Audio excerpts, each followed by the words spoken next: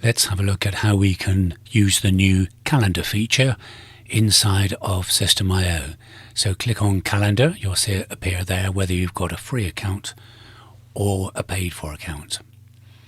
And then you can create a calendar to start with and then create a new event. So let's edit the one that I've just made. And your photo will appear there. The event duration that you'd like to create, you put in here. What do I call it? I put meeting with Martyn. You can name it whatever you like, of course. And the host name, Marketing Bugle, that's my business.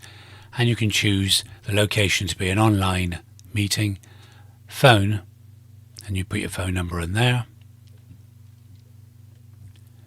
or personal, where you meet them at a venue. And you can put the description in there, and then your availability. Now I've filled out global hours, which means that no matter which event I create, I can use this as the hours I'm going to be available. So Monday 10 till 4, and that's all the way down Monday to Friday. I didn't check Sunday nor Saturday because I don't want to be on a call at those times. If there's a specific day that you want the event to be on, then you can add a new date, and by clicking that off, you can add a new date and select a date for your event, and then pop in there whatever date you want it to be. And then you can do the times, and then it's just a host of times to choose. So let's go back to the global. Now, start time 60 minutes for the global. Daily limit, I don't want more than 2 calls a day, but I could put it to 3, 4, 5, whatever I need. And the buffer. Now before the event, I want there to be 30 minutes. So as soon as it comes in, I want 30 minutes to prepare for it. After the event, probably just 5 minutes while I take a breather or something. Thing to remember on this at the moment, when you click a time, or click how many minutes you want, it will give you those minutes, fair enough, and if you want to change them, fair enough. But if you want to put it to not available at all, you can't. So when you start up a new calendar, make sure that if you don't want that to be any time after the event, for example, don't select it, just leave it alone. That's a bug, I'm sure they'll fix that. And then automatically detect and show the times in my interviewee's time zone. Well, that makes sense, so we'll click that. So there we are, that's all filled in. Save and preview. Well, this is what it will look like to the person who's making the booking.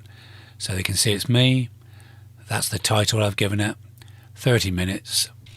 And do they want to go phone or online? They've got a choice because I filled out the online meeting and I filled out the phone.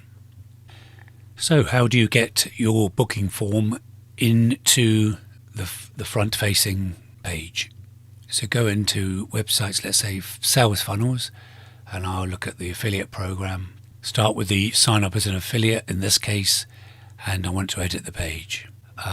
Look left, and you'll see a calendar. Drag it and drop it where you want it, and there it is. That's where it will appear.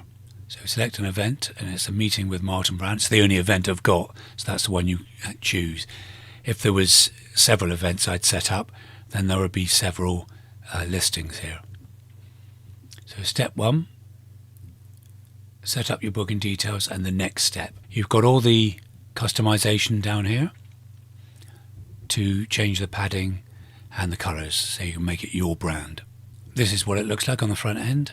So there's the rest of my website, but we're looking at this.